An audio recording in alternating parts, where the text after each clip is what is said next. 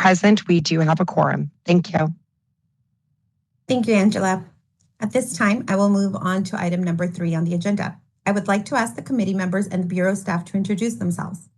I am Berta Sanchez Hayden, Chair of the Advisory Committee, and I work as a directing attorney in legal services in Los Angeles, California. As I call your name, please introduce yourself and anything else you would like to say. Chi Elder.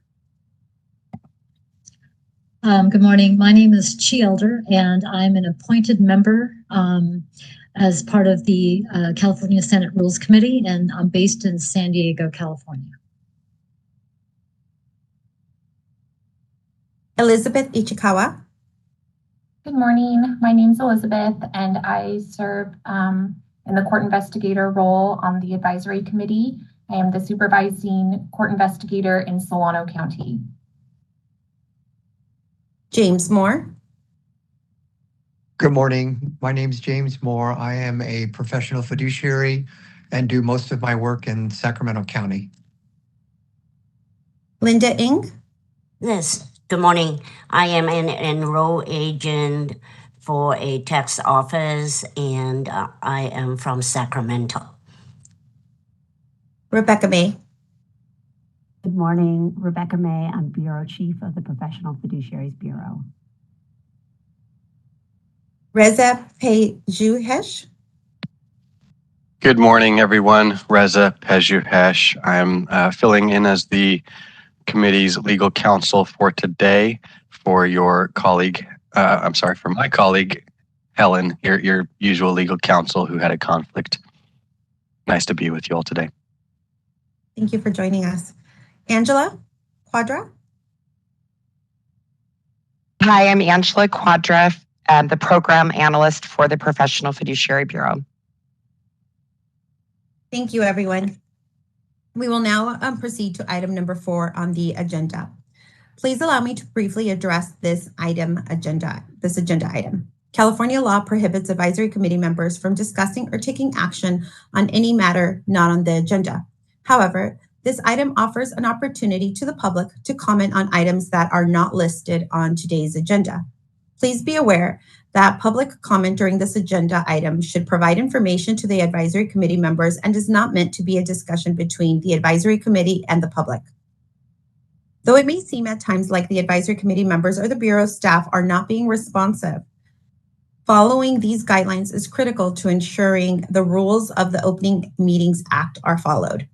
Before the committee asks for public comments, I ask individuals making comments to not discuss pending complaints, pending licensing applications, or pending disciplinary actions that may come before the Bureau's legal counsel. Such discussions are considered ex parte communications by potentially providing information to the Bureau's legal counsel outside of the administrative record in a case. The committee strongly asks you that you respect the privacy of others by not revealing the names, other personal information, conditions of any individual involved in a case or complaint.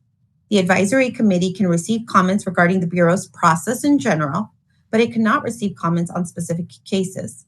If you want the committee to discuss a topic not on the agenda, you may request that the item be considered for a full meeting agenda. However, a request does not obligate the Bureau to fulfill that request.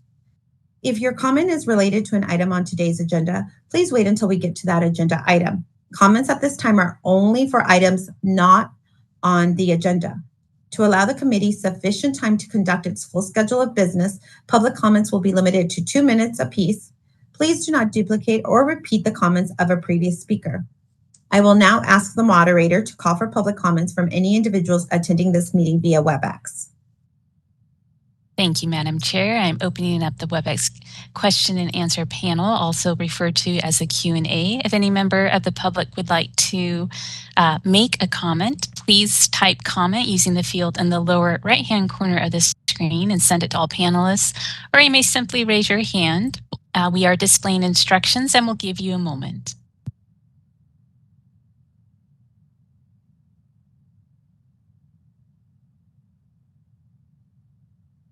All right, I see our first request for comment is from Michael Sternberg.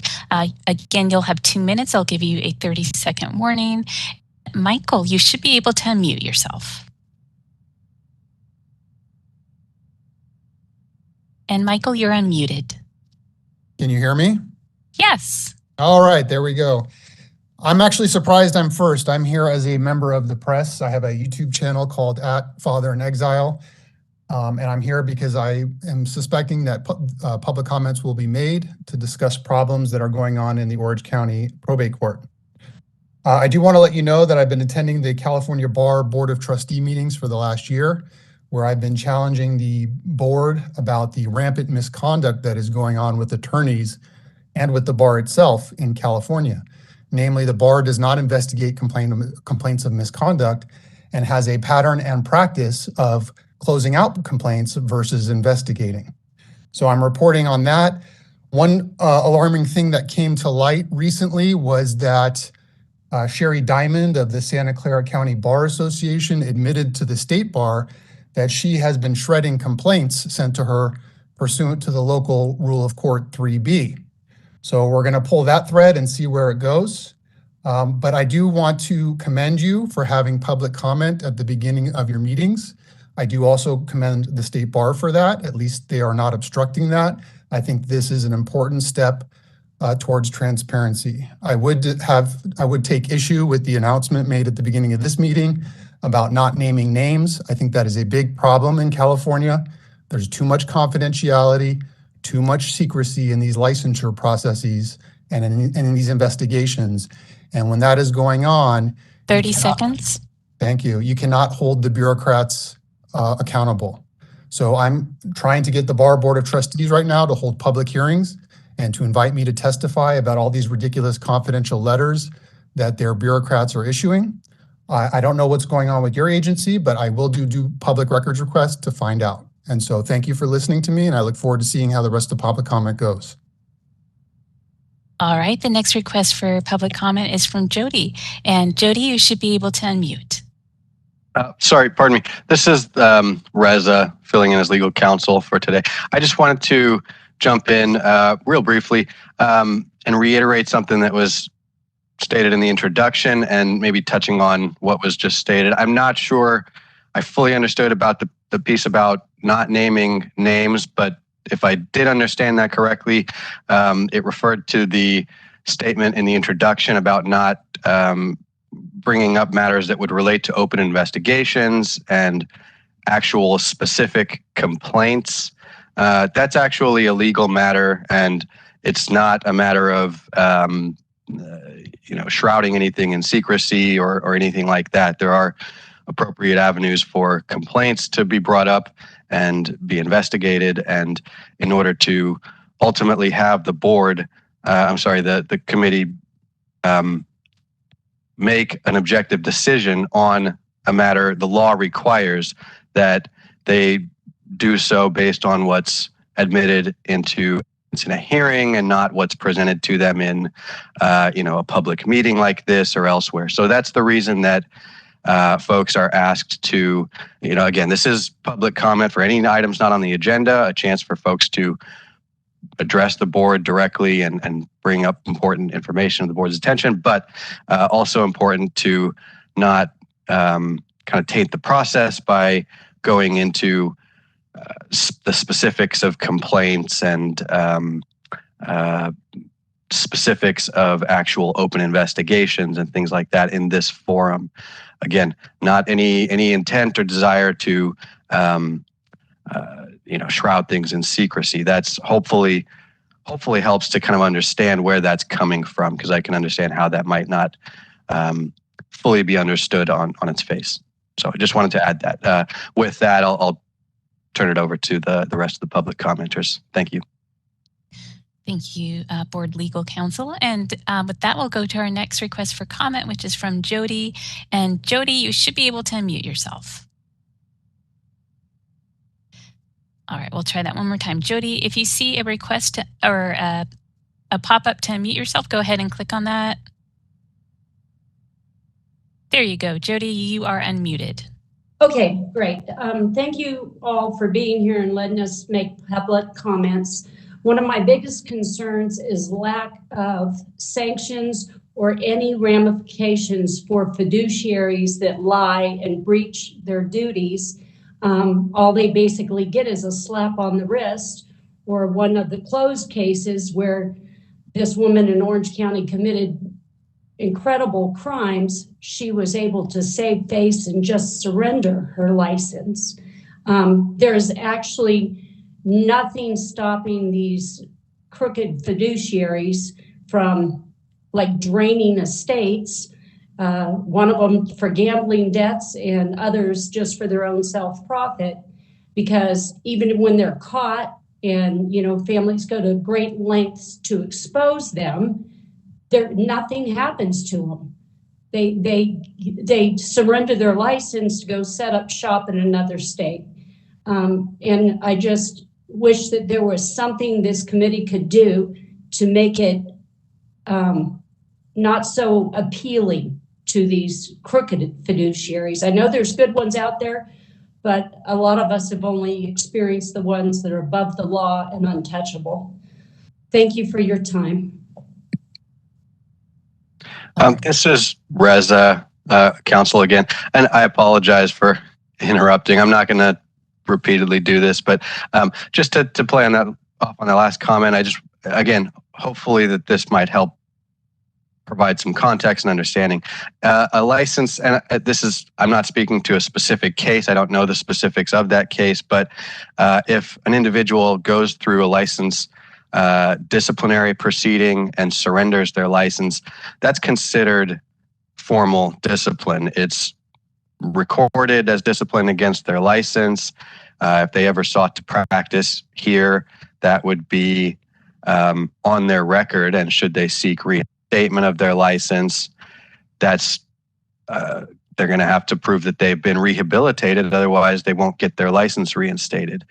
So I want to be clear that a surrender is disciplinary when it's done in that context.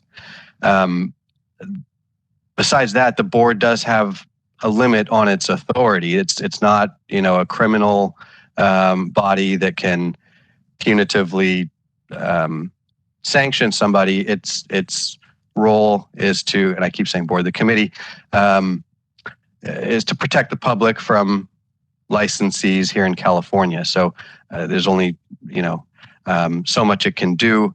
It can revoke somebody's license. It can force them to surrender.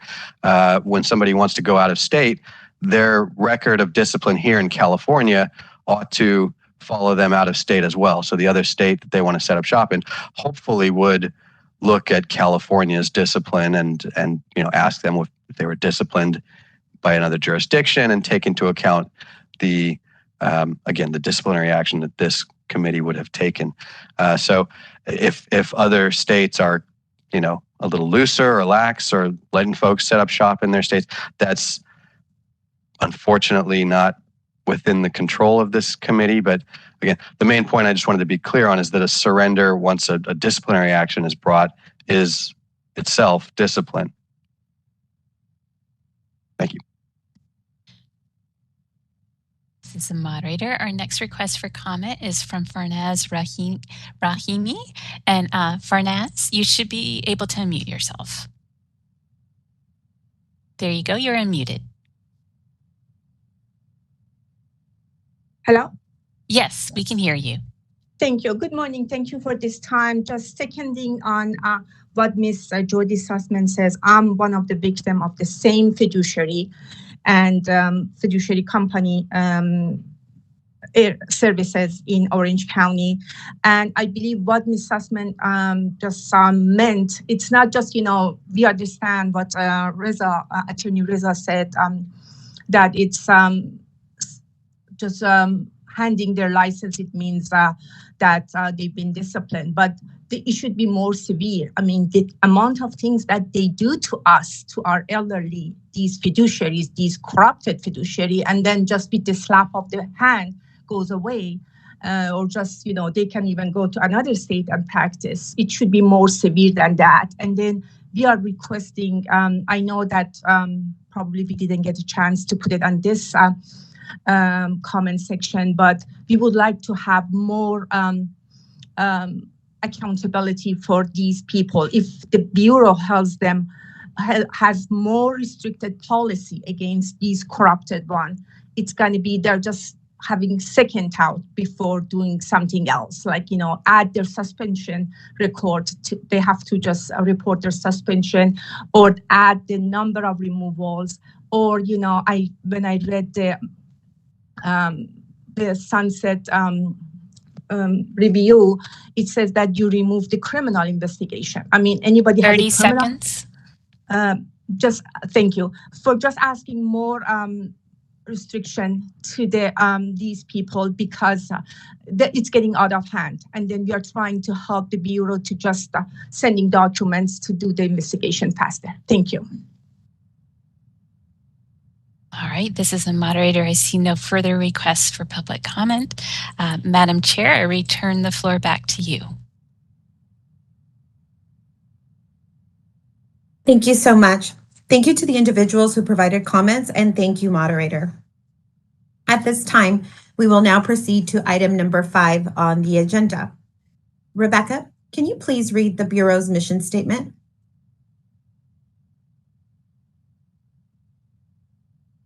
Good morning. The Bureau's mission statement is as follows: to protect consumers through licensing, education, and enforcement of the Professional Fiduciaries Act by promoting and upholding competency and ethical standards across the profession.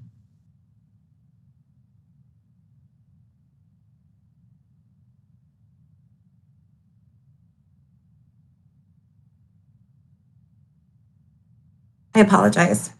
Thank you, Chief May. Are there any comments from committee members? Seeing as there are no comments from committee members, I will now ask the moderator to call for public comments from any individuals attending this meeting via WebEx. Thank you, Madam Chair. If any member of the public would like to comment on the reading of the mission statement, please type comment using the field in the lower right-hand corner of the screen, or you may simply raise your hand. We are displaying instructions, and we'll give you a moment.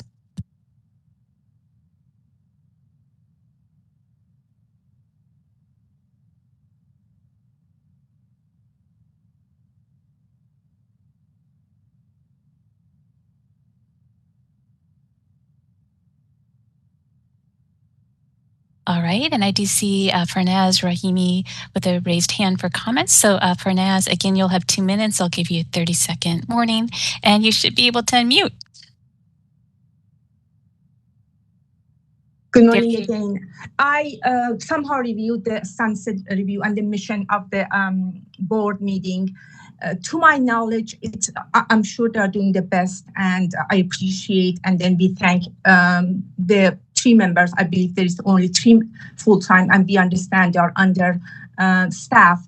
But sometimes some of them, it looks like that it's more towards the mission, although it states that it's to the benefit of the fiduciaries rather than the public. This is something that some of them, by reviewing the sunset review, it just brought to my attention. Thank you.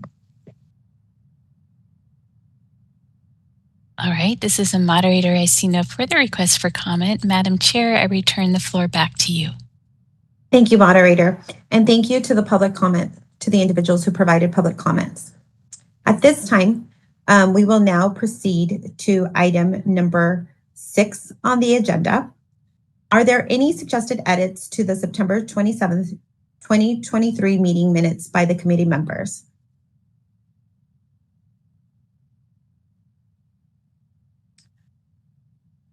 Seeing as no one has raised any suggested edits, I will now ask, is there a motion to approve the September 27th, 2023 minutes and to allow the Bureau staff to make non-substantive edits if needed?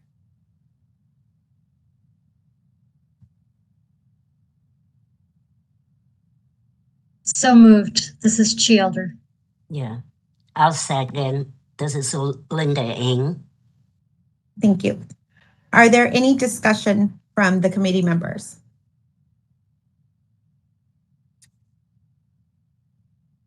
As there is no discussion from the committee members, I will now ask the moderator to call for public comments from any individuals attending this meeting via WebEx.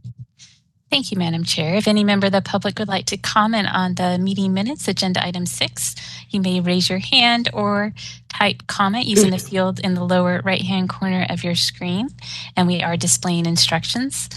And I do see Farnaz Rahimi with a raised hand. So Farnaz, you should be able to unmute yourself. There you go, you're unmuted.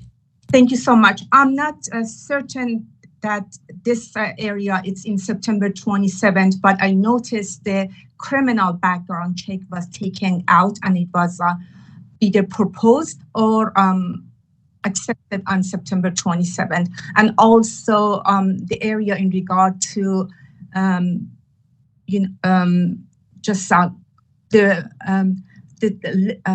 removal and the suspension and the removal and the resignation of each has to be asking to put it back, because before, based on a public request, they would project to the public the case name and the case information. They said they took it out. I mean, the board is taking it out, proposed to take it out because of the vulnerable people which they are involved.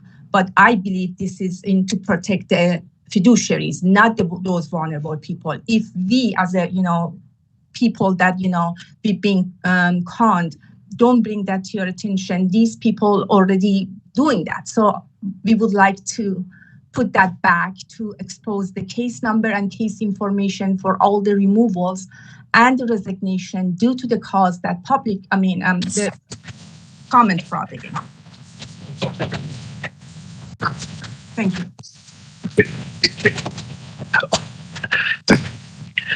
All right, this is the moderator. I see no further requests for comment. Madam Chair, I return the floor back to you.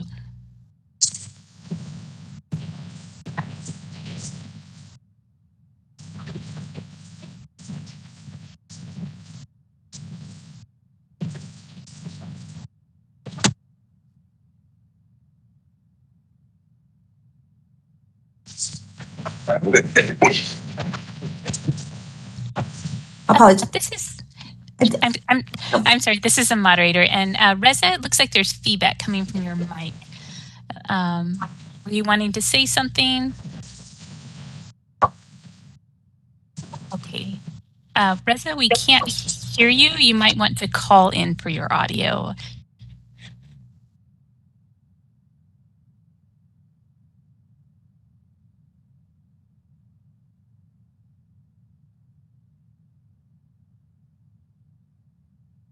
Moderator and chair, this is Rebecca. Would it be possible to pause for a moment while we sort out Reza's audio, please? Yes. Of course. Yes. Thank you, Chief.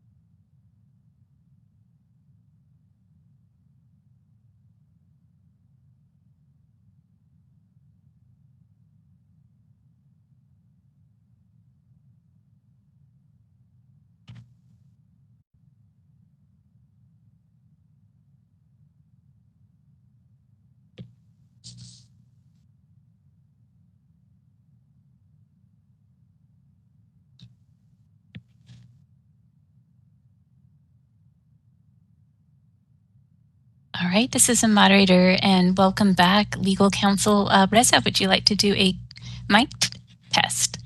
Can you hear me? Yes, much, much better. Wow. Okay, I'm so sorry, everybody. That was totally out of the blue. I didn't do anything, so I'm not sure what caused that. But anyway, I think the feedback that you may have been hearing, again, you're still able to hear me? Okay. Now I'm nervous. Anyways, I was just referring back to that comment Ms. Rahimi was making. The feedback you may have been hearing was me asking whether that was related to the agenda item that was being discussed, which was the meeting minutes. I wasn't sure if that comment related to something that needed to be amended in the minutes. If so, then that may be something to add. Otherwise, it wasn't clear to me that it was relevant to the minutes. That was the feedback anyways, but I think you had a motion and second. So unless, if any of the other committee members had a sense of what it was it referring to the sunset report or to the minutes?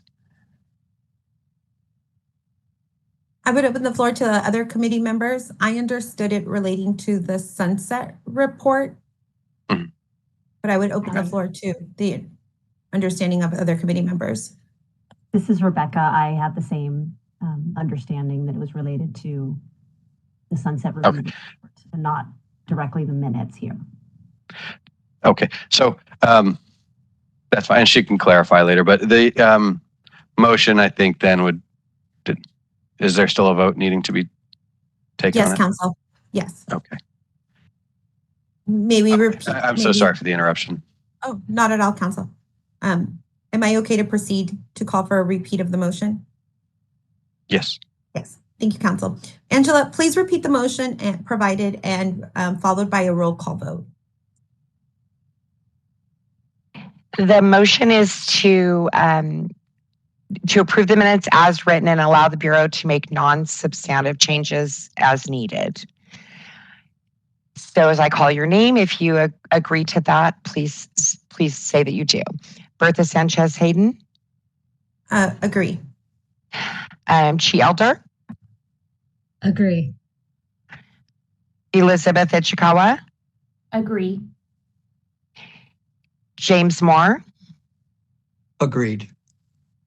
And Linda Ng? Agree. Okay, with 5 members approving, the minutes will be posted to the website as written. Thank you. Sorry for the further interruption. This is Reza. I believe Ms. Rahimi wanted to say something. So what I'd suggest is bringing her back up and giving her a chance to clarify what her earlier comment was and whether it related to this item. If it did, then you can consider whether it, bears returning to your motion that you just adopted and considering any changes. But if not, then with her clarification, you can go ahead and proceed. So is that okay to bring her back on? Yes, Council. Moderator, can you assist us with that, please? Thank you, Madam Chair. Farnaz Rahimi, you should be able to unmute yourself. Yes, I'm back. Okay, and did you have a comment on the minutes, the meeting minutes? As I said, I don't have it exactly in front of me, but what I read, it was that part of that minute was checking the criminal background and then also not revealing the case information why the removal and resignation is reported. I have objection to that one. I don't know if it was for September 27th or for previous time. It's already been approved. That was my objection. Thank you.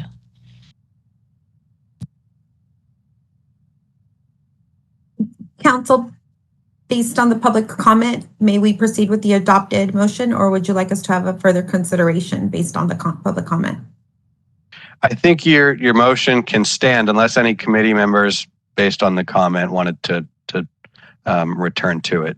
But it didn't sound like there were specific proposed amendments other than kind of generally raising a concern. So I'll leave that to the committee members to kind of interpret, but unless any committee members wanted to hold it up, I think with that, her having had that chance to speak, we can move on. Are there any committee members that would like to provide comment as to whether we should not proceed with the adopted motion? Seeing as no comments have been made from the committee members, we will move on and allow the motion that was adopted to stand, and we will proceed to item number 7 on the agenda. I would like to invite Melissa Greer to present an update on the behalf of the Department of Consumer Affairs Executive Office. Hello and good morning, Chair Sanchez-Hayden, Vice Chair Ishikawa, Chief May, and members of the Advisory Committee. I'm Melissa Greer, Deputy Director for Board and Bureau Relations, and I appreciate the opportunity to share the Department of Consumer Affairs update this morning. Before I get started, I would like to congratulate Member Sanchez-Hayden, Ishikawa, and more on their reappointment to the Advisory Committee. Thank you for your continued service and commitment to protect California's consumers. Now for the updates and reminders, starting with the Business Consumer Services and Housing Agency update. On November 28th, Governor Newsom appointed Tamika Moss as Secretary of the Business Consumer Services and Housing Agency. Secretary Moss has been the founder and CEO of All Home since 2019 and previously served as the CEO of Hamilton Families from 2017 to 2019. Secretary Moss was Chief of Staff in the Oakland Mayor's Office from 2015 to 2017, Executive Director of Hope San Francisco in the San Francisco Mayor's Office from 2013 to 2015, and is the board's president of the Nonprofit Housing Association of Northern California. We extend a warm welcome to Secretary Moss and look forward to working with her. Next is a DEI update. On November 7th, UMass consultant Christopher Veal provided a virtual training entitled DEI Dialogue for Leaders to 173 DCA managers, supervisors, and leaders. Veal's training covered psychological safety and how it affects these conversations, as well as interactive discussions about the challenges that leaders are facing. Participants were given a training survey, and the feedback was extremely positive. The DEI Steering Committee will hold its quarterly meeting on December 15th, 2023. The committee will review a draft DEI intranet webpage that is currently being developed, elect a 2024 chairperson and vice chairperson, and discuss DEI trainings as it remains a committee priority. Once operational, the DEI intranet page will provide all DCA employees information and resources, including DEI hiring principles, which will serve as a guide for those involved in the hiring process. The DEI Steering Committee would like to continue to learn about and showcase the DEI activities of DCA's boards and bureaus. If your board or bureau has DEI efforts to share, please send them to DCA Board and Bureau Relations. DCA continues to support DCA boards and bureaus in expanding culturally competent communications and promote the importance of meeting the needs of all California consumers, licensees, and applicants. The latest issues of DCA's Consumer Connection magazine includes articles with information important to consumers, including a feature cover story translated into 4 languages to further the reach of this information. The magazine is available on the DCA homepage. Printed copies of the magazine are also available if you'd like copies. Please email Consumer Connection, and that's one word, at dca.ca.gov. Also, an update on the military portal launch, which was on November 29th, the department successfully launched a new process and portal in support of service members and their families following new federal and state laws passed this year. Known as the Federal Professional License Portability and State Registration Portal. This new DCA online portal will allow boards and bureaus to accept online requests from military service members and their spouses who currently hold a valid license in good standing in another state, district, or territory to register their practice in California within the same profession or vocation if they relocate to California because of military orders. This online portal will allow DCA to properly receive, track, and review requests to ensure compliance with federal and state law. In addition, DCA's Military Resources webpage and Board and Bureau licensing webpages have been updated with federal professional license portability and state registration information. It is vital that DCA provides service members and their families coming to California under military orders with the highest level of customer service and assistance. DCA continues to strongly encourage all boards and bureaus to streamline internal processes, use single points of contact for military licensure requests, and process all military requests as quickly as possible. Developed and implemented completely by DCA staff, this is a huge accomplishment, and DCA is very proud of the talent and teamwork that made this portal a reality. In addition, as a reminder regarding in-person meetings and the Bagley-Keene Open Meetings Act, DCA boards and bureaus may conduct entirely remote public meetings without noticed locations accessible to the public through December 31st, 2023. So long as the public is able to participate in the meeting remotely. Commencing on January 1st, 2024, 4 meeting options will be available pursuant to the Bagley-Keene Open Meeting Act, which I shared with you last time. If you have any questions, please work with the Bureau's counsel to ensure compliance with the Open Meeting Act. Any concerns or questions, please let us know.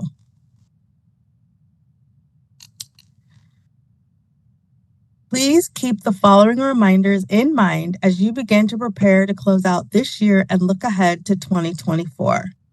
Required board member trainings.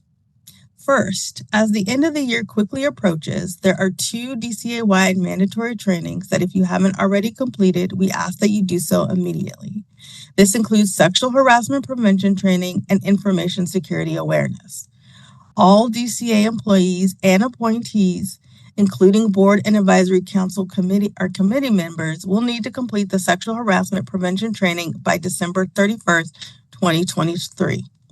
The sexual harassment prevention training is available in the department's learning management system. If committee members need assistance accessing LMS or additional information about the training, please contact Board and Bureau Relations. As of yesterday, our records indicate that all of the members of this advisory committee have not yet completed sexual harassment prevention training.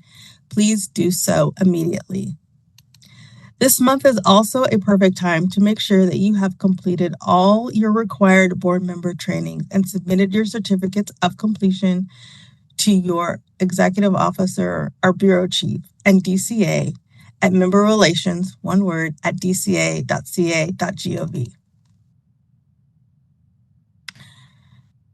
Second, in partnership with board members, DCA will continue its tradition of generosity and caring for our communities.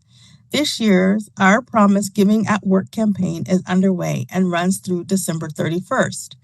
Leading our efforts this year are DCA's co-chairs, Monica Vargas, Deputy Director of Communications, and Yvonne Durantes, Assistant Deputy Director of Board and Bureau Relations.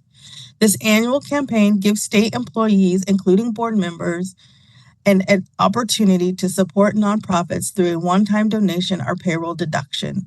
These contributions make a positive impact by providing vital resources to those experiencing poverty, homelessness, food insecurity, and offer support to causes such as veterans, animals, the environment, and more.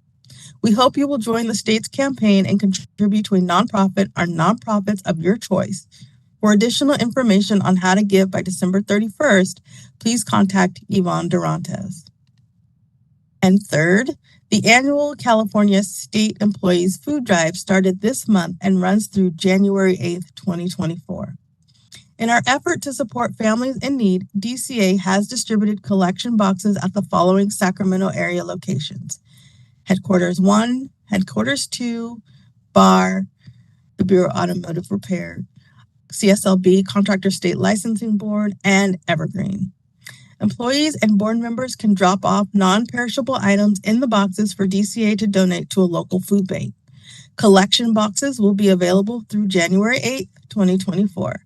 For more information on how to make a difference as part of this year's food drive and other ways to participate, visit www.fooddrive.ca.gov. And with that, I would like to say on behalf of the board and bureau team, we'd like to thank you, the advisory committee, and the staff for your hard work and partnership over the past year. We look forward to 2024 and all the great work that lies ahead. Thank you for your continued service and for protecting the consumers of California. I appreciate your time this morning and welcome any questions from the board. Thank you so much for that extensive update. May we please have repeated the action item regarding the sexual harassment training, as it's such an important update again? Yes. The required date by when it has to be done? So the required date is December 31st for the sexual harassment training. Are there any comments from committee members?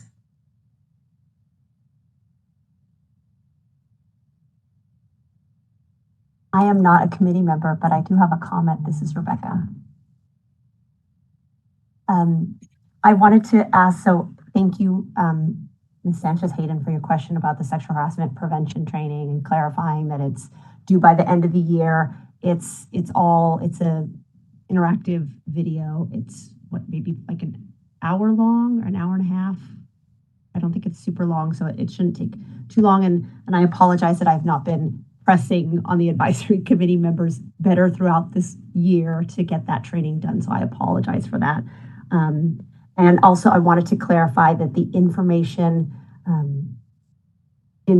security training, while it might be helpful, it's not required for individuals that do not have a DCA issued email address, correct? So since none of the advisory members have a DCA email address, they're not required to take the training, although they certainly are welcome to do it. Correct. Thank you, Chief May. I also wanted to just thank Melissa so much for her updates this year and appreciate the communication that she provides on behalf of the department, and serving as the liaison between the department and the Bureau has just been always super communicative with us and staff and the advisory committee, and just wanted to wish you a wonderful end of the year. And thank you so much, Melissa, for all your efforts. Thank you, Chief May. Thank you, Melissa. At this time, I will now ask the moderator to call for public comments from any individuals attending this meeting via WebEx.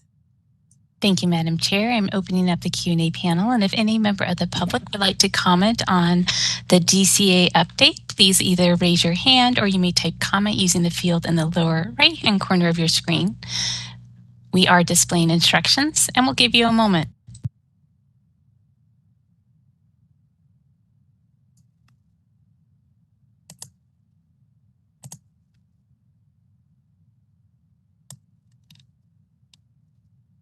All right, this is the moderator. I see no request for comment at this time. I return the floor back to you, Madam Chair. Thank you, moderator. And thank you again, Melissa. At this time, we will move on to item number 8 on the agenda. And I would like to invite Nikki Brady from the Department of Consumer Affairs Budget Office to present the budget update. Good morning. My name is Nikki Brady, and I'm a budget analyst with the DCA Budget Office. I want to thank the Advisory Committee and the Bureau Chief for allowing me a few minutes to present the agenda item number 8 today. The Bureau's expenditure projections and fund condition statement. First, I'm going to start with the Bureau's expenditures. It's page 9 of your materials. These projections are based on actual data through fiscal month 4. This report includes 2022 and 23 actual expenditures compared to the 2023-24 budgeted and projected expenditures. As we move to the end of the document, you'll see the board has a beginning base budget of approximately $1.093 million and is projected to spend a total of $775,000, creating a reversion to the Bureau's fund a little under $318,000 with a revision percentage of 29.7%. The next document, I'm going to be going over the Bureau's revenue projections, page 10 of your materials. This report includes receipts collected through October, providing the projected revenue to year end. I'll go further into the projections as we transition to the next slide. Go ahead, the next one. The next slide is on page 10 of your materials, is the Bureau's fund condition statement. As a reminder, we read this document top to bottom and left to right. The left column is the Bureau's projection or prior year 2022 to 23 actuals. It shows the Bureau began 2022 and 23 with a beginning balance of just over $300K. It collected $655,000 in revenues with $758,000 from initial licensee fees, $544,000 from license renewals, and $35,000 was collected from the insurance of citations, fines, delinquent fees, and other revenue. The Bureau expended $720,000, which included $52,000 in direct draws to the fund for statewide pro rata and pension payments. The Bureau closed with a 2022-23 with $254,000 reserve balance, or about 3.7 months in reserve. For the current year, the Bureau projects revenues of $870,000, which includes the new fee increase with approximately $133,000 projected from initial licensing fees and $724,000 from renewal fees. $109,000 from the insurance of citations, fines, delinquent fees, and other revenue. The Bureau's 23-24 expenditures based on the Budget Act, which with FM4 projections, and it's just over $820,000 between authorized expenditures and direct draws to the fund, leaving the Bureau with a fund balance of $853,000 or 8.7 months in reserve. The Budget Office will continue to monitor the Bureau's revenue and expenditures and report back to the Bureau with monthly expenditure projections as we close the fiscal months in the current fiscal year. A few things to note on the Bureau's fund condition. The fund condition is a snapshot in time. The fund condition statement includes current year 22, 23, 24 projected revenue with a projected increase for the application, initial licenses, and renewals. It will also note that the renewal fee is effective for renewals expiring after 3/31 of 2024. You will also notice revenue is projected and static in its out years. One of the main factors driving the expenditure increases in the future years is a result of personal service adjustments. These include general salary increases as well as employee compensation and retirement rates adjustments. The Budget Office includes a conservative ongoing 3% increase to expenditures on the fund condition statement to allow for these ongoing incremental adjustments. Lastly, I would like to note that the Bureau that any further legislation or unanticipated events could result in the Bureau's need for additional resources, which would create a cost pressure on the fund. The Bureau Office will continue to monitor the Bureau's fund condition statement and keep the line of communication with the Bureau Chief open for any future needs or expectations. I would also like to follow up on a question asked by Mrs. Chai Elders at the previous advisory committee meeting regarding the vacancy and other regulatory fees actuals compared to the budget. This was due to an increase in cite and fines. The Bureau revenue will be updated at the next advisory committee meeting after the release of the governor's budget. Again, thank you for allowing me this opportunity to present today's meeting, and I'll be happy to answer any questions that you may have. Thank you, Nikki. At this time, I would now like to ask if there's any comments from committee members.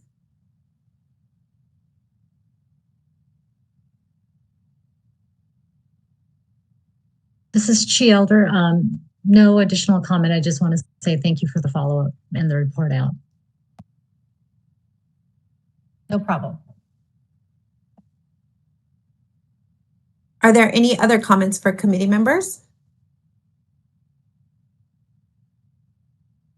As no one else has any comments, I will now ask the moderator to call for public comments from any individuals attending this meeting via WebEx. Thank you, Madam Chair. If any member of the public would like to comment on Agenda Item 8, the budget report, you may either raise your hand or type comment using the field in the lower right-hand corner of your screen.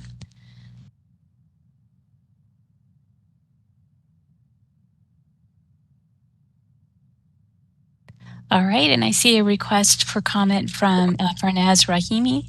Farnaz, you should be able to unmute yourself. Hi, I would like to thank the lady who just gave the report. Just a small comment, if they could increase the allocation and the budget for the investigator of the Bureau, it would be greatly appreciated with all the consumer that, using the Bureau service. That would be greatly appreciated because it seems like they're maybe under budgeted because they don't get to move faster. We would appreciate if the allocated budget to the investigators going to be a little bit more. Thank you. All right. This is Rebecca. May I respond to the public comments? Okay, I'll just go ahead. So we very recently promulgated regulations for a fee increase, and the fee increase is intended to allow the Bureau to hire additional enforcement staff, hopefully in the spring of 2024. So I just wanted to provide that to you. We are also, the Bureau relies solely on fees. And so because it's a small licensing population, this is, the revenue that the Bureau takes in is all from licensing fees. There's no general fund dollars that are expended on the Bureau. So the budget is what it is. And what they do is they refer to it as bottom line budgeting. So we're trying to make sure that we don't go over the amounts. And so they do fluctuate from year to year on how much is allocated in each bucket, as you will. So I'll stop now. All right, this is the moderator. Our next request for comment is from James Counts. And James, you should be able to unmute yourself. There you go, you're unmuted. I'm a CPA, and I would recommend that the Bureau, the board, begin today trying to fix your budget problems, because the recent revenue increases due to the raise in fees and so forth rates is not going to fix it. And if you have any reduction of renewals or reduction of new applicants, besides other expenses that show up that you don't think of right now, you've got less than 2 years before you're in the negative budget area. So I would encourage you to seriously begin as soon as possible and prepared to go to the legislature in the coming year, hopefully to offer solutions for them to enact if possible. Thank you very much. All right, this is the moderator. I see no further requests for comments. Madam Chair, I return the floor back to you. Thank you, moderator. And thank you to the individuals who provided comments. And thank you, Nikki, for the update. At this time, we will proceed to item number 9 on the agenda. I would like to invite Daryl Holloway from the Department of Consumer Affairs Legislative Office to present the legislative update. Daryl?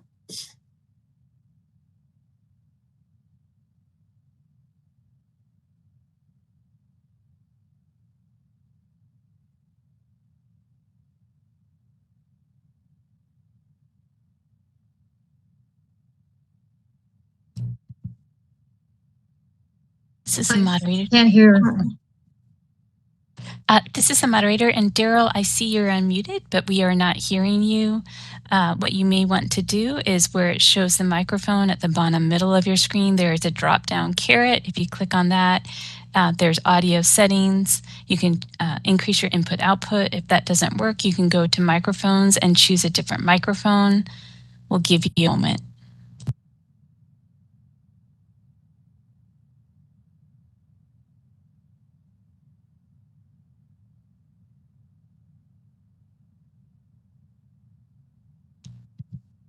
And Daryl, we are displaying a slide to assist you. Can you hear me now? Yes. Yes, you're a little faint, but we can hear you. I'm going to just go ahead and continue, if that's okay with everyone.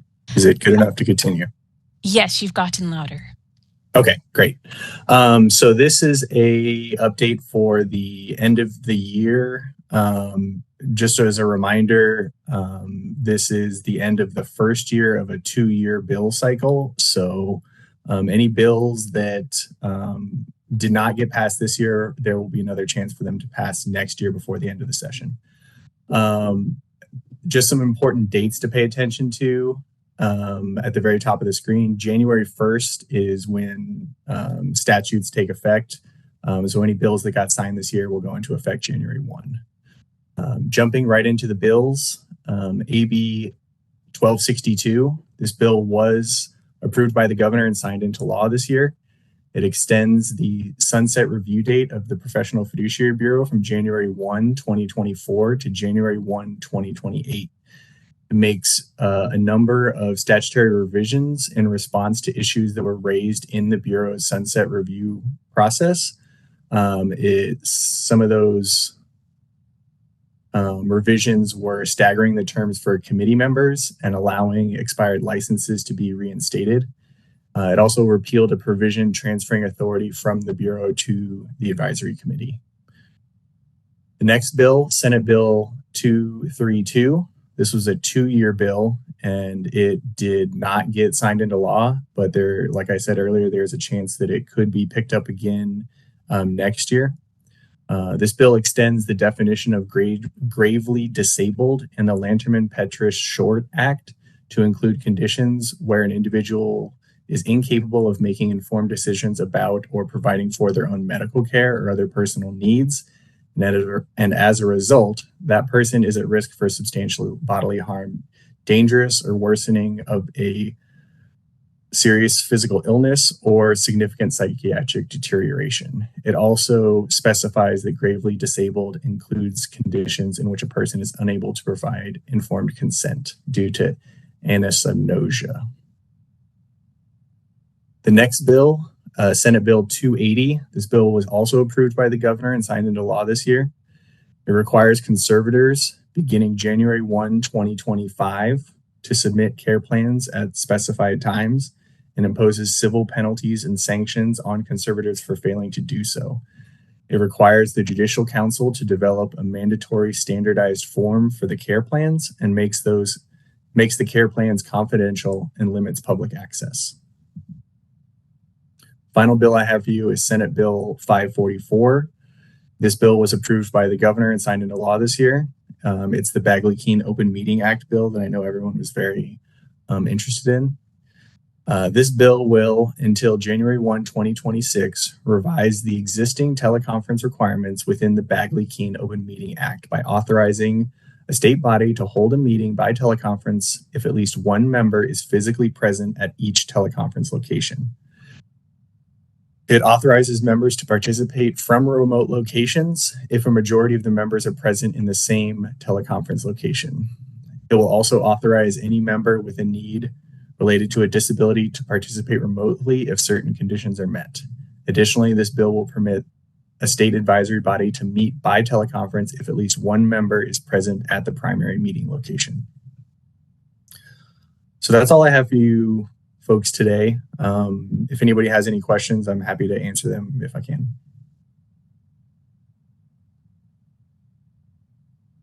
This is Linda Ng, and I do have a question. Go ahead. On the earlier, on the care plans. Yes. Okay, SB 280. Just wanted to double check, and I'm looking at it.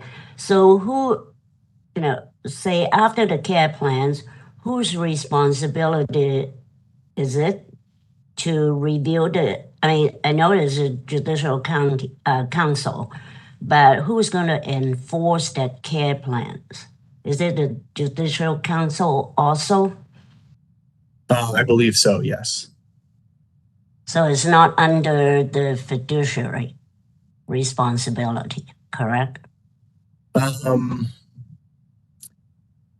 I don't want to misspeak here, so I would, if you want to send me an email or if I can get your email, I can look further into your question and get you a satisfactory response.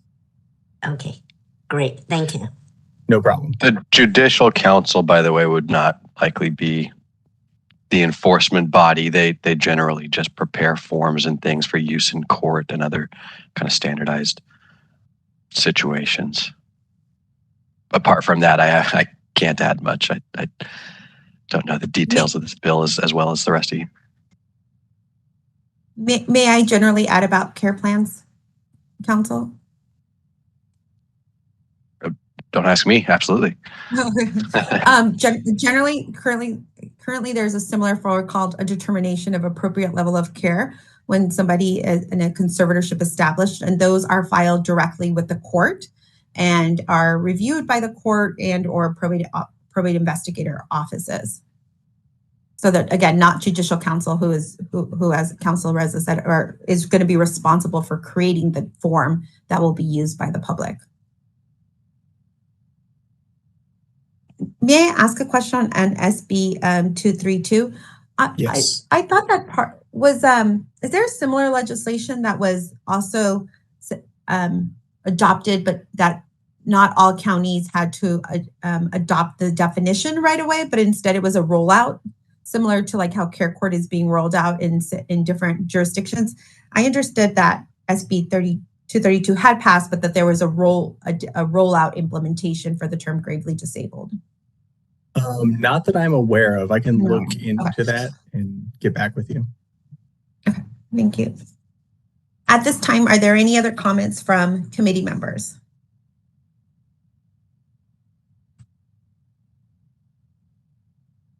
As there are no comments from committee members, I would like to ask the moderator to call for public comments from any individuals attending this meeting via WebEx. Thank you, Madam Chair. If any member of the public would like to comment on the legislative update and discussion, please either raise your hand or type comment using the field in the lower right-hand corner of your screen. We are displaying instructions and we'll give you a moment.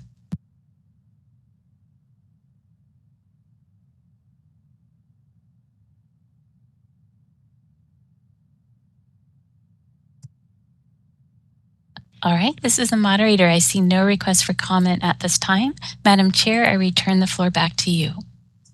Thank you, moderator, and thank you, Daryl, for that the legislative update. At this time, we will now proceed to item 10 on the agenda. Rebecca, can you please present Bureau updates? Thank you so much. So I'm going to present the Bureau update. I will just run through, excuse me, the bullet points, and maybe we can hold off on questions until the end of my presentation before, of course, we take public comment. So we're going to start with the application, licensing, and enforcement statistics. So if you have the materials, you can follow along with me. So the licensing and enforcement statistics, this is a brief snapshot in time from this fiscal year. It's just the first quarter's data, July 1st, 2023 through September 30th, 2023. So total licenses issued since July 1st of 2008 as of September 30th was 1,389. The number of licenses by status as of September 30th, 836 active, 5 inactive, and 10 retired licenses. The Bureau received 25 initial applications and issued 17 initial licenses. The processing time for complete applications for the first quarter is 17 days from receipt to approval to sit for the exam and 8 days for passing the exam to issuance for a license.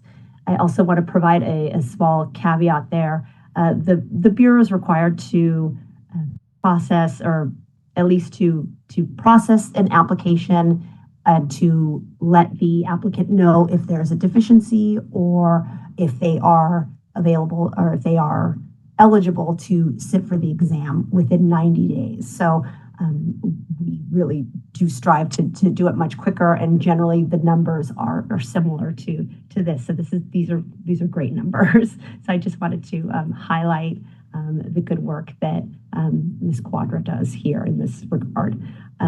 For renewals, we processed 224 renewals in that first quarter, and those averaged 13 days. So moving to enforcement, the Bureau received 54 complaints. At the Bureau in this quarter closed 56 complaints, and you can see in the materials the breakdown of how old those complaints were that were closed. For this segment of time, it took 164 days on average to close. And then at the end of September, the Bureau had 74 pending complaints, and you can see the breakdown there on the aging of the complaints. Of course, when that one complaint that is still open from 1819 closes, you can anticipate that that average days to close will rise significantly. The Bureau issued 11 citations and initiated one case with the Attorney General. Okay, moving on to outreach events. I'm going to sound like a broken record. I have nothing to report and at this time, and I don't have anything on the calendar coming up. I have reached out to the Department of Consumer Affairs to see if they can help identify events that other programs are attending and to see if I can just invite myself along to attend. So hopefully I can change this. The newsletter, it is almost ready and up. It should be up on the website by Friday. I will email it to the advisory committee members, and of course it'll go out to the interested parties list. I wanted to thank Elizabeth Ichikawa because we've featured her in the newsletter, and so I hope everyone will check it out. It always has good information, and of course now we'll start working on the spring of 2024 newsletter. If there's any items you'd like to see in the newsletter, please don't hesitate to drop the Bureau an email and let us know. Sunset Review. Finally, we're finished with the sunset review process for 2023. The governor signed, as Daryl mentioned in his update, AB 1262, which extended the sunset to January 1, 2028 and made other statutory changes. This was a very big process that started in the summer of 2022 with the drafting of the report. It's a huge team effort, a lot of support from many different people and offices within the Department of Consumer Affairs. Of course, the committee has been very supportive of the Bureau's work here, and of course, PFB staff that dedicated many hours in addition to their usual workload to ensure that we made it through sunset review. So we'll not start drafting the next report until summer of 2026, and I am okay with that.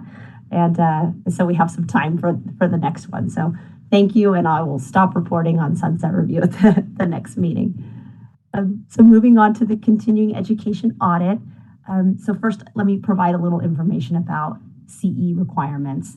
Licensees are required to do 15 hours a year, including 2 hours of ethics or 2 hours of cultural competency, or a combination of both ethics and cultural competency that add up to 2 hours. CE is part of the annual renewal process. Renewals take 3 parts. Licensees have to pay the renewal fees, they submit an annual statement, and then they self-verify that they have completed the 15 hours of continuing education. The hours are to have been completed within the 1-year renewal cycle. The Bureau will not renew a license unless all 3 things occur. So as part of this audit, the Bureau selected approximately 5% of active licensees, I believe it was 41 people, and mailed a letter to them on November 1st, asking them to provide proof that they had completed continuing education. If we determined that what they had supplied has a deficiency, we would let the licensee know and ask them to review the records and to try to correct, if they're able, to correct their submission. The audit's not complete, but I think that the compliance rates appear to be a little lower than I had expected. So I'm going to continue to review the responses that we receive from licensees and provide another update at the next meeting. We are aiming to have a CE audit every year. During the pandemic, there was a temporary waiver of continuing education requirements, and so the Bureau did not conduct any audits during that time. But we're definitely planning to ramp that up. And then lastly, bill implementation. We are still continuing to implement AB 1194, clearly through the fee increase regulation and looking to hire someone in 2024 to assist with the enforcement cases related to AB 1194. We are also starting to implement AB 1262. It's mostly some fairly simple internal changes, updating some of our templates. We will likely have to promulgate some regulations.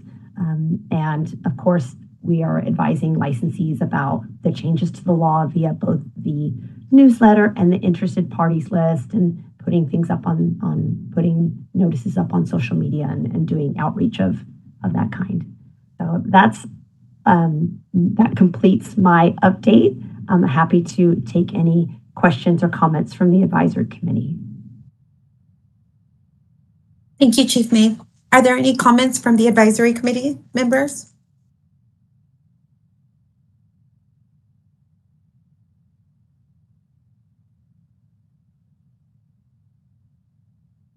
As there are no comments from the advisory committee members, I will now ask the moderator to call for public comments from any individuals attending this meeting via WebEx.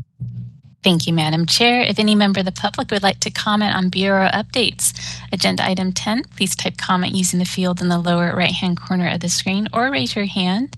I do see we have several requests. We'll start with Daniel Bo. Daniel, you should be able to unmute yourself. And Daniel, you're unmuted. Can you hear me? Yes. Great. I am a hopeful fiduciary. I'm not yet licensed. I'm awaiting permission to take the state exam. And I had planned to make a public comment here before Rebecca May's presentation. So I wanted to kind of edit things a wee bit. I am a member of a group of aspiring fiduciaries. We communicate regularly through a Google group. And as a group, I can state pretty certainly that the timing that was cited from the first quarter that Rebecca May stated does not reflect the experience of the group that I'm part of. And that's what my kind of question was, or my comment was, about application and licensing. And what I wondered was, are there plans to revise and expand, like with greater detail, the applicants portion of the PFB website? And secondly, are there regular reviews or audits of the process, which I'm guessing there are from what Rebecca May presented, from the application start to licensing, that might reveal potential issues that could impact both the timing and or the success of an applicant? And is there a pathway that people can provide input who are experiencing this that might be actionable, that go beyond just complaints, but something that might be overall beneficial? And as a final note, I'll mention, while I've been talking, I 30 seconds. I received an email from one of my fellow members of the Google group who said, call me impatient, but have you completed the background check and heard anything back? This is just one of the steps in the process that we have found to have some very serious faults in it. So those are my public comments. Thank you. All right, the next request for comment is from Farnaz Rahimi. And Farnaz, you should be able to unmute yourself. This comment is for Ms. May. First of all, thank you so much. It feels nice to see your face, Ms. May, and thank you for all your hard work. My comment is, what's your plan in regard to renewal of the fiduciaries? Because some of them, it has brought it to your desk attention that they are corrupted. They have not reported so many things as far as their removals, their resignations due to cause by complaint. And then would that affect their renewal of their licenses? This is something, it's better to be done during this process rather than not having enough budget to investigate them. Thank you. I can jump in on that last comment. This is Reza.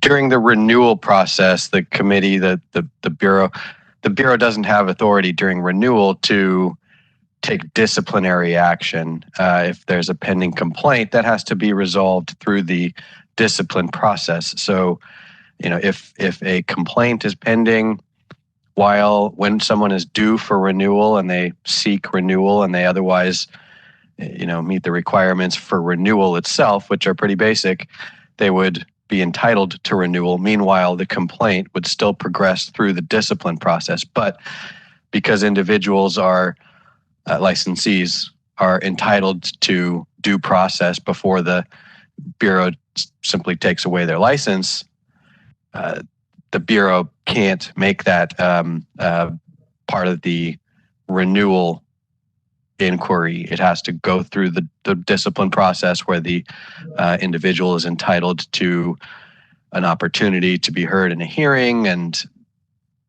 representation by counsel and all that. So it's not so simple as withholding someone's renewal because there's a pending complaint. I hope I understood that comment correctly. And if it sounds like you wanted to comment again, I think that would be fine if she wants to jump back on the microphone and clarify if I understood that correctly. Thank you so much. This is the moderator, and thank you for that. So, Farnaz, if you wanted to clarify, you should be able to unmute. I apologize if my comment was not clear.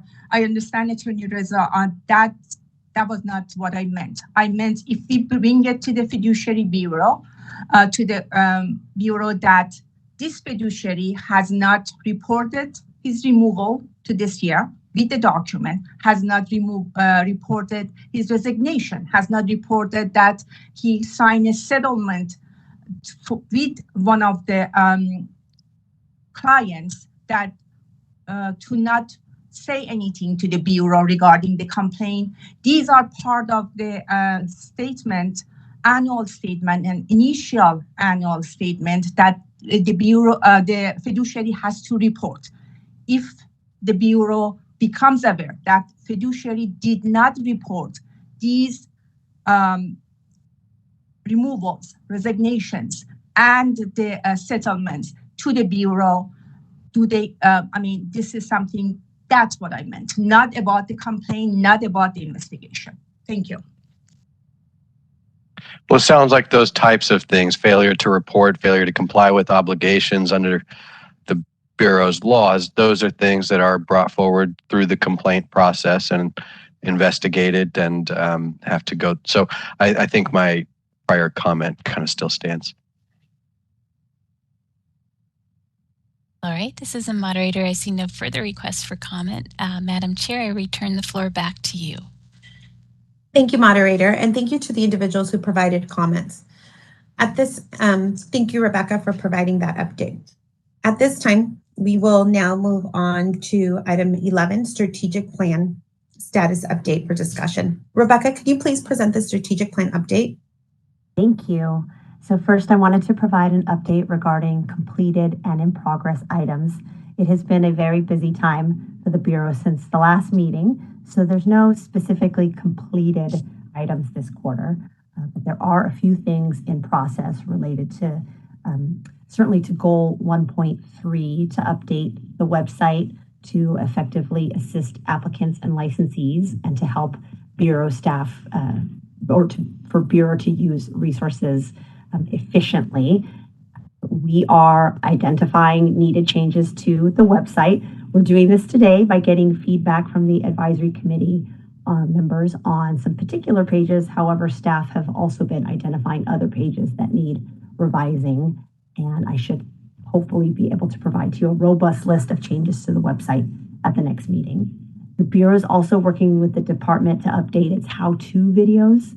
Currently, the Bureau has 2 videos on its website related on how to apply for a license and how to fill out the annual statement form, and both videos do need quite a bit of updating.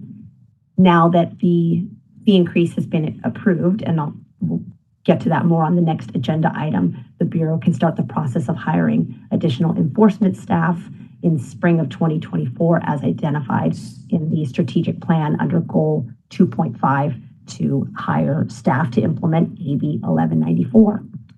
And I'm hopeful that we'll continue to make progress on the strategic plan in 2024, and I will keep you apprised.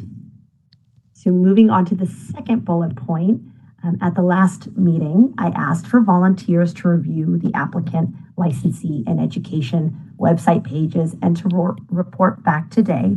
Ms. Ichikawa volunteered to review the applicant page, Mr. Moore, the licensee page, and Ms. Sanchez-Hayden, the education page. So before I turn it over to our advisory committee members to provide their feedback, I had decided earlier this month that the Bureau needed to make some specific changes to the education page. So I asked Ms. Sanchez-Hayden to please hold off until PFB can make the first round of edits. So she gets off lucky today, but definitely looking forward to hearing your suggestions, Ms. Ichikawa and Mr. Moore. So I don't know if Ms. Ichikawa would like to go first. Sure, I can. This is Elizabeth. I can go first. So I did review the applicant's page on the website, and I did think that the page was really well organized and had really good information on it, but I did have a couple of comments and suggestions. And just for context, when I looked at it, when I went through it, I tried to keep in mind that people visit the page either because they are interested in learning more about becoming a professional fiduciary, or maybe they have already decided to become one, and so they're actively embarking on the application process. So I tried to look at the website with that in mind. And I also tried to keep in mind that people with experience with a professional application process would be looking at the website, but also people without experience. And so I tried to look at the website with through those two lenses. So at the top of the page, I thought it might be helpful to reiterate who professional fiduciaries are and what they do. And I thought the language on the homepage was really good and maybe could just be copied and pasted there because, I know with website management, it can be hard to have the same information on in multiple places because then you have to remember to always update it in one place and all the places. But I thought that was a good piece of information to have there. And then under examination study materials, I thought on the website it might be helpful to just have a really brief summary of the knowledge required and what would be tested, because even though it says that in documents other places on the website, you have to look for it. And I think having just a really short summary there might be helpful for people. And when you click on the study materials page link, you have a list of resources, which I think is great, but maybe having a link to the business and professions code instead of just a link that takes you back to the website, a link that actually takes you to the business and professions code, so it's easy for people to access that. And same with the California Code of Regulations. And I thought it would also be helpful to include on that resource page a link to the Professional Fiduciaries Code of Ethics. And then under the application page, where the section about the application package information, I think it would be helpful to make it clear that the examination fee will be collected by the CGC when registering for the test. I think it kind of alludes to that, but I wouldn't say that it's crystal clear. And then same with the criminal background check, making it clear that there's a fee collected by the LiveScan operator at the time the application is submitted, just so that there's no surprises when people go to get their LiveScan done. And then also under licensee responsibilities, I think it has on there the paperwork that they'll have to turn in to renew their license, but it doesn't discuss the renewal fee. So I think putting that on there would be helpful too. And then I thought under the fees, where it talks about the LiveScan, to include the link to the list of live scan locations. So it's just really accessible for people. And then under information resources, explaining how to find the Professional Fiduciaries Code of Ethics once you click on the link. So when I clicked on the link, it takes me to like the title, maybe the table of contents to the codes, but it was hard for me to actually find the Code of Ethics. So I think making that a little more user-friendly. And those were all my suggestions. Thank you. That was awesome. Thank you so much. That was very thorough. And I really liked a lot of the suggestions that you have there. We've been definitely wanting the website to be clearer in terms, and one of the items that you had mentioned was in the different fees, because there are separate fees that are collected by outside entities and are not the Bureau. And so just being clearer about that, I think is better so that applicants can know what to expect in terms of how much their startup costs are going to be. So that was, I'm happy that you mentioned that. Thank you so much. I really appreciate it. You're welcome. Yeah. Mr. Moore, did you have anything to provide about the licensee page? Hi, good morning, Rebecca. Thank you for having me review the licensee page. I actually took some time, went through it. I actually have some good news. I felt like I could easily navigate through the licensee page. What I decided to do was, since I was just one person looking at this, I contacted 4 other professional fiduciaries in the state of California and asked them each to take a look at the licensee page on the Bureau's website. All 4 of the people that I contacted came back to me and said that they felt that there was no need to make any changes to this particular page, as well as what I have found. I didn't find any reason to make any changes at this time. Thank you. That's definitely nice to hear. We definitely want to be able to use the website as a way to answer questions. And I know particularly, I was looking forward to your feedback on it, because I know that you've been renewing for many years now, and I'm sure sometimes, and I'm guessing at this point it's just from muscle memory how you do it. And so I'm glad that the Bureau's the information on the website supports how you've been doing it. Yes, thank you. All right, thank you.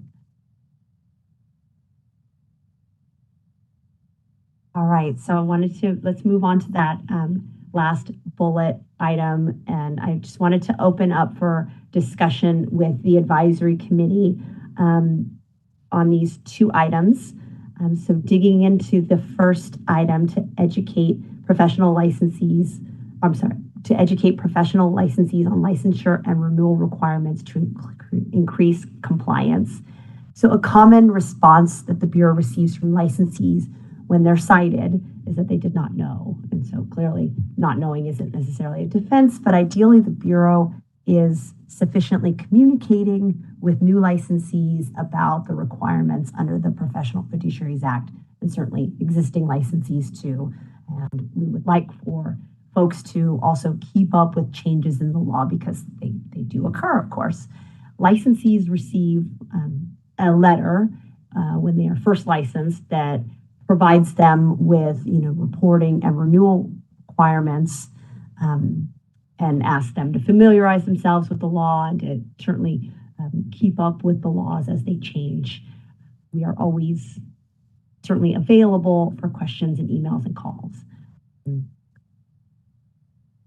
But when I think about this item, I really think that the enforcement actions that the Bureau takes are not intended to be punitive, but instead really to be corrective and ultimately to prompt compliance. Investigations and enforcement, it certainly takes staff time and resources.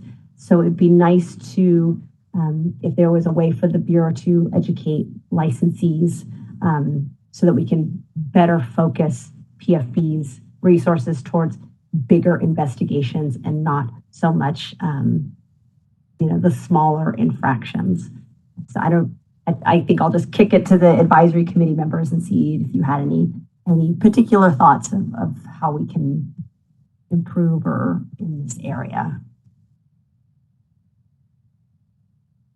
Hi, this is Chi Elder. I thought Elizabeth, member Elizabeth Ichikawa's recommendations earlier were very helpful and may address, what you're requesting, suggestions from the advisory committee to have, that information, the link to those specific documents or information available instead of just redirecting the user back to the website. And then another recommendation is if there's like a form or a document that they can download that, that has the same information that they would be seeing on that specific link.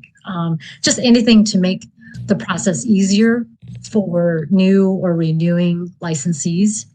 And then also, because we want to ensure that we're lowering the barriers to entry to this profession for eligible applicants. And so, having that information readily accessible is beneficial, for everyone. And then also, if there is an email and phone number readily accessible that new applicants or renewal licensees can contact for any questions or technical assistance.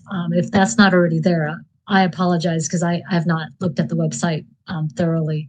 But if that's not already there, I think that would be helpful as well. Thank you.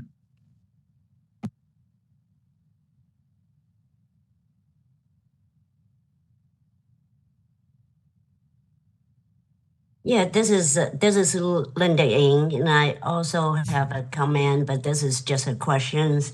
As I'm reviewing, what were you doing, and I'm also taking that outreach as as my questions. Why I pose this question.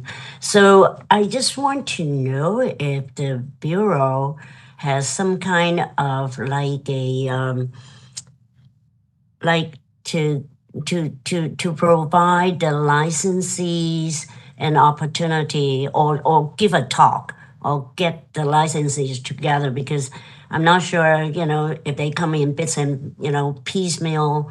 That means to say one application to another, and if you may consider having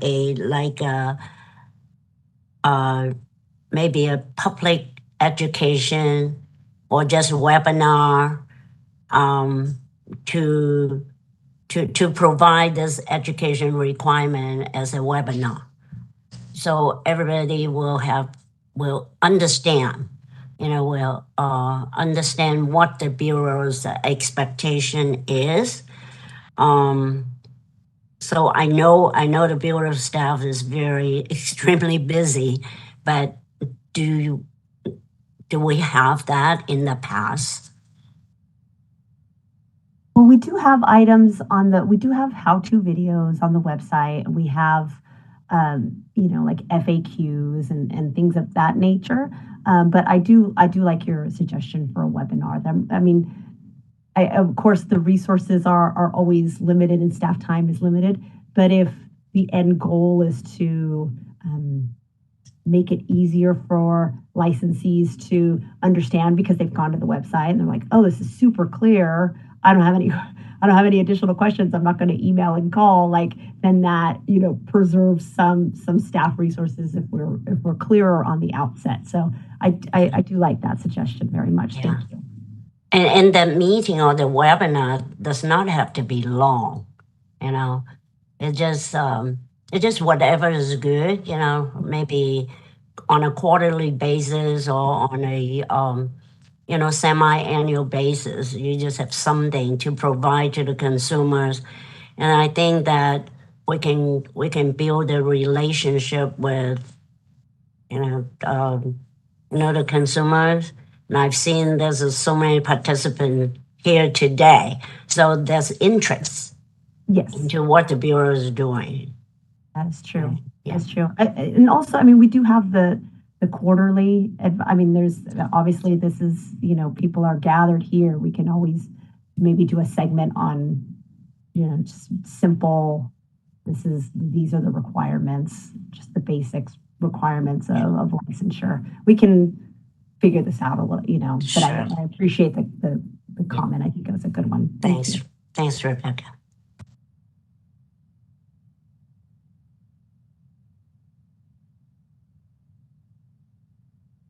Chief May, is there anything further in your strategic plan status update?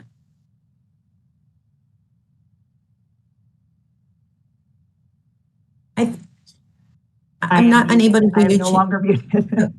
Okay. One more item to discuss.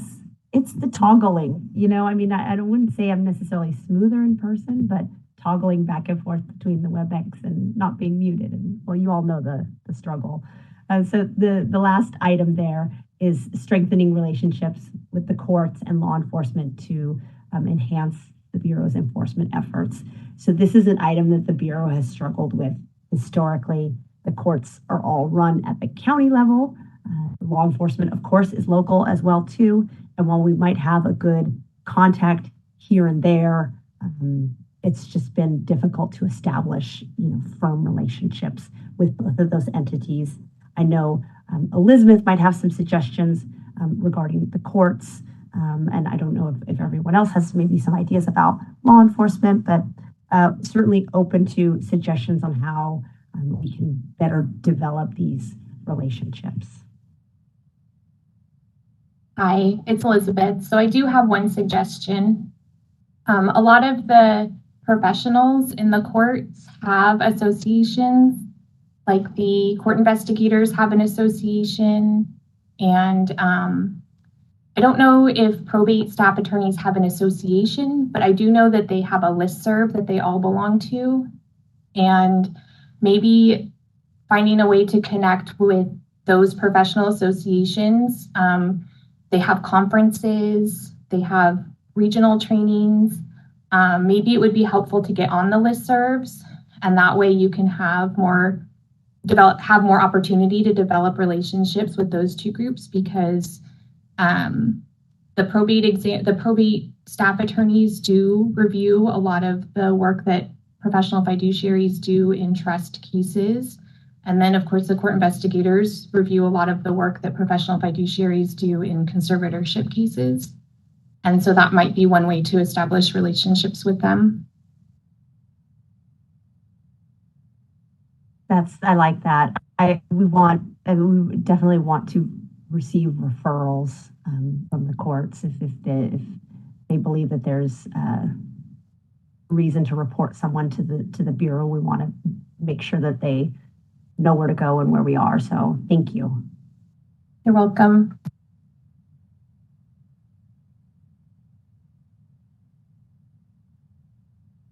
Are there any other further comments from committee members? Otherwise, I will, if this concludes your agenda item, Rebecca, I will ask for public comment. James? Did you have a comment? I'm sorry, Jim, did you have a comment? No, I didn't. Yeah. Okay. Thank you to, oh, sorry, apologies. Oh, Was somebody in meeting? That was the moderator. I thought you called for public comment. So. Oh, yes. Yes, thank you, moderator. Thank you, Madam Chair. I've opened up the Q&A panel. If any member of the public would like to comment on agenda item number 11, strategic plan update and discussion, please type comment using the field in the lower right-hand corner of the screen, or simply raise your hand. We are displaying instructions. And I do see we have Jody with a hand raised. So Jody, you should be able to unmute.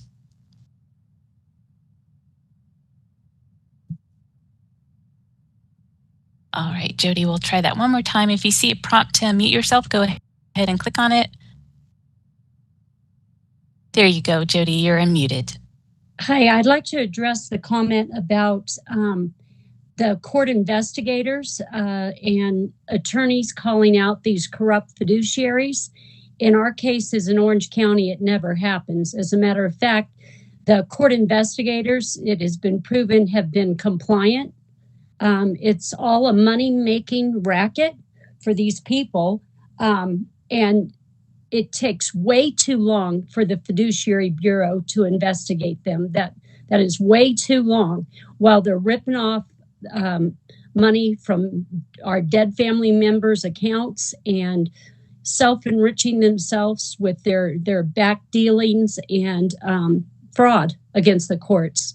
So as Joe Cube Public, we're very frustrated with what's going on and the lack of responsibility and enforcement of the rules. If these fiduciaries lie in court documents just to self-enrich themselves, that's really bad. And that's what they're doing in Orange County. So I'm hoping that this next year with a bigger budget will bring more accountability, and there needs to be some sort of not just surrendering their license. They need to be held accountable and not just walk away. Thank you.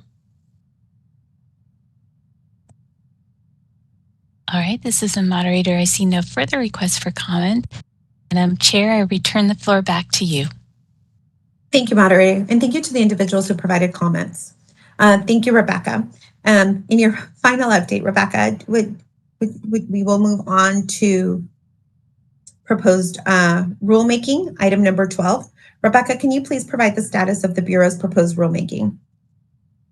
Yes, so the Bureau's fee increase regulation was approved by the Office of Administrative Law on November 28th. The fee increase goes into effect on January 1st, 2024. I will continue to keep the advisory committee members apprised, and particularly during the budget update as to how that's moving along. We will be tracking carefully how the fee increase impacts the Bureau's revenues. Thank you, Rebecca. Are there any comments from committee members? If there are no comments from committee members, I will now ask the moderator to open up the floor to public comment. Thank you, Madam Chair. If any member of the public would like to comment on agenda item 12, please either raise your hand or type comment using the field in the lower right-hand corner of your screen. We are displaying instructions and we'll give you a moment.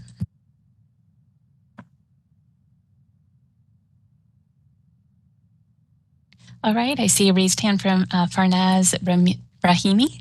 Farnaz, you should be able to unmute.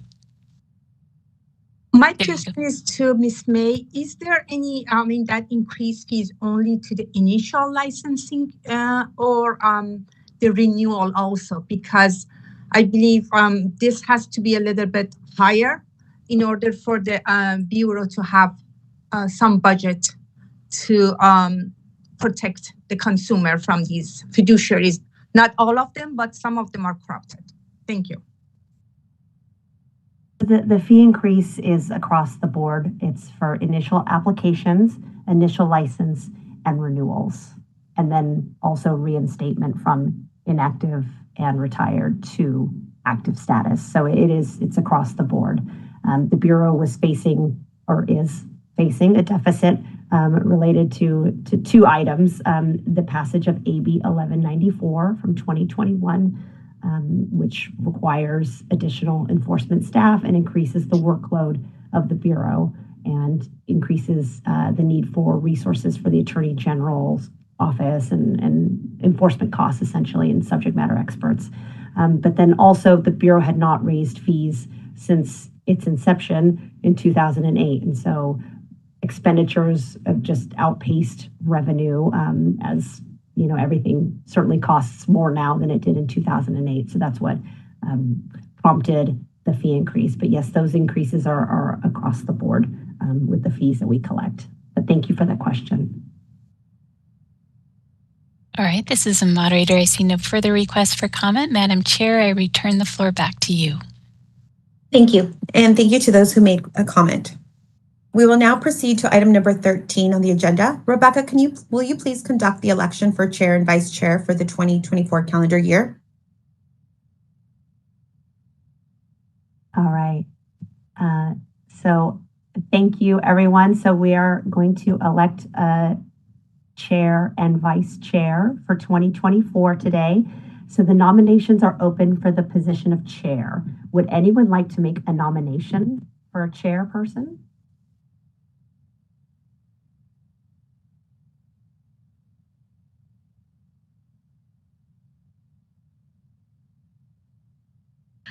This is Chi Elder. I would like to nominate Bertha Hayden Sanchez as chair.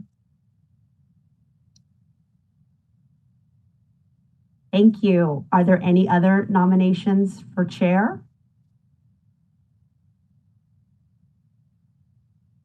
Okay, is there any discussion by the members? Okay, we'll close the nominations. Ms. Sanchez Hayden, do you accept the nomination as chair? Yes, I do accept. Awesome. Is there a motion to elect Bertha Sanchez Hayden as chair?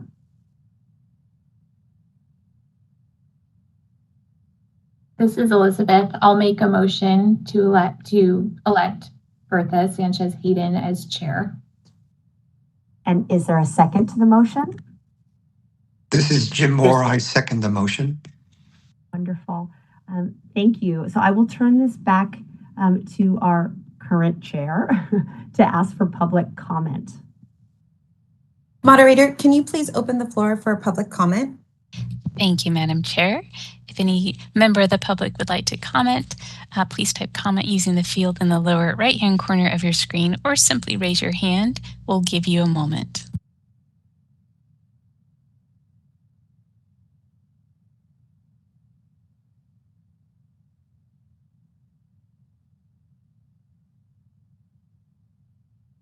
All right, this is a moderator. I see no request for comment. Madam Chair, I return the floor back to you. Thank you. Rebecca, I'll turn the floor back over to you. And I am going to now ask Angela to please conduct a vote by roll call.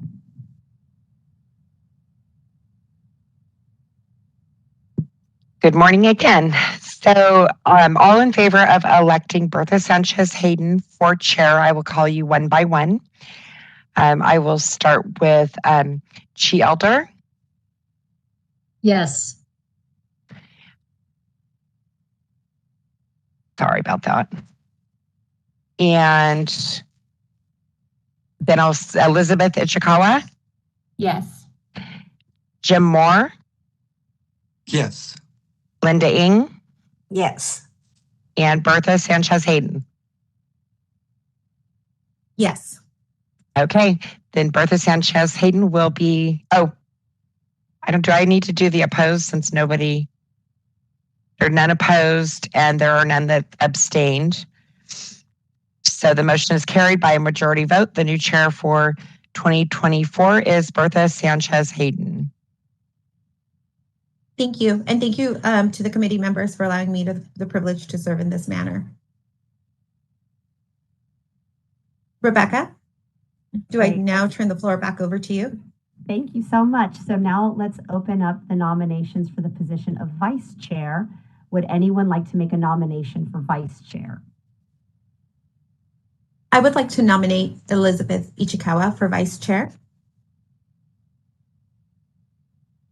Are there any other nominations for vice chair?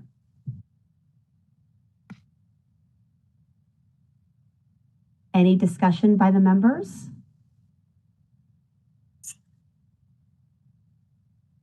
Okay, we'll close the nominations. Ms. Ichikawa, do you accept the nomination as vice chair? Yes, I do. Thank you. Wonderful. Is there a motion to elect Elizabeth Ichikawa as vice chair? This is Chi Elder. So moved.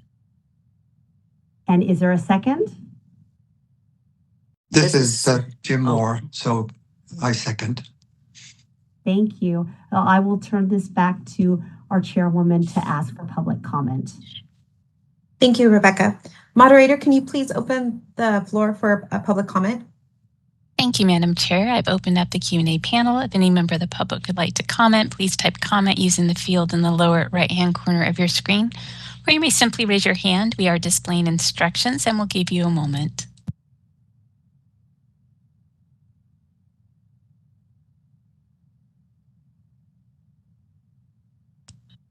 All right, this is a moderator. I see no requests for comment at this time. Madam Chair, I return the floor back to you. Thank you. And with that, I will turn it back over to Rebecca. All right, Angela, can you please conduct a vote by roll call? Yes, so all in favor of Elizabeth Ichikawa for vice chair, I will call you by name. Bertha Sanchez Hayden. I move to appoint Ms. Ichikawa. Chi Elder. Yes. Jim Moore. Yes. Linda Ng. Yes. And Elizabeth Ichikawa. Yes. And there are none opposed and none that abstained. So the motion carried by a majority vote. The new vice chair for 2024 is Elizabeth Ichikawa. Thank you.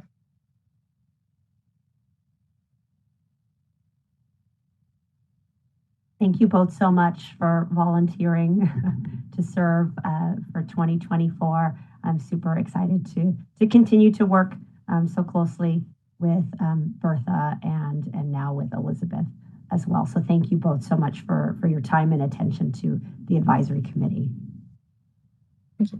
And I'd like to extend my congratulations to the Vice Chair, Elizabeth Ichikawa. And thank you again to the members for their support in serving in this fashion. We will now move on to agenda item number 14. Angela, what items have you recorded from our meeting today for consideration for inclusion on a future agenda? I have two items that were both under the legislative item. One was from advisory committee member Ng regarding who will be the enforcement area for SB 280. And then the second was from Bertha Sanchez Hayden regarding any similar legislation that had passed that was similar to SB 232. I do not have anything else. If there's anything I missed, please let me know. And I now would add to that I believe I was referring to SB 43, admin's bill, that I think would clarify my question that I had about SB 232. I believe both are similar, and I had reversed both of them of where they were on the tracks. At this time, I would ask if there are any other items that the committee members would like to add. There being no other items from committee members, I will ask the moderator to call for public comments from any individuals attending this meeting via WebEx. Thank you, Madam Chair. If any member of the public would like to comment on agenda item 14, future agenda items, please type comment using the field in the lower right-hand corner of your screen, or simply raise your hand. We are displaying instructions and we'll give you a moment.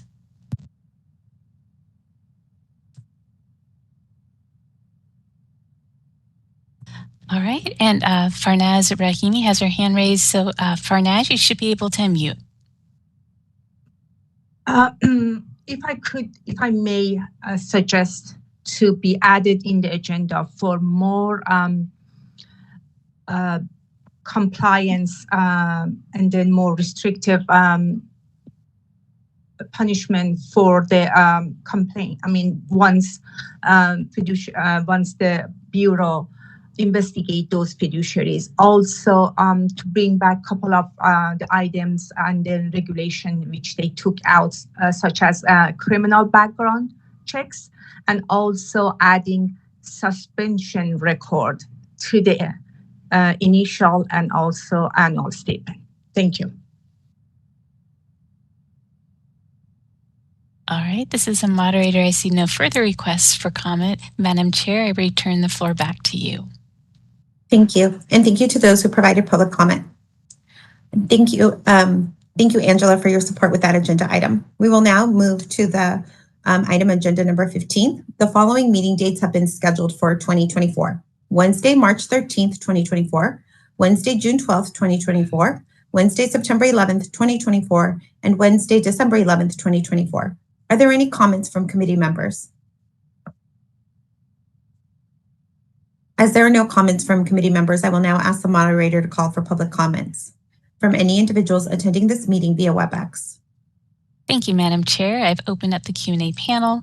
If any member of the public would like to make a comment on future meeting dates, please type comment using the field in the lower right-hand corner of the screen, or you may simply raise your hand. We are displaying instructions and we'll give you a moment.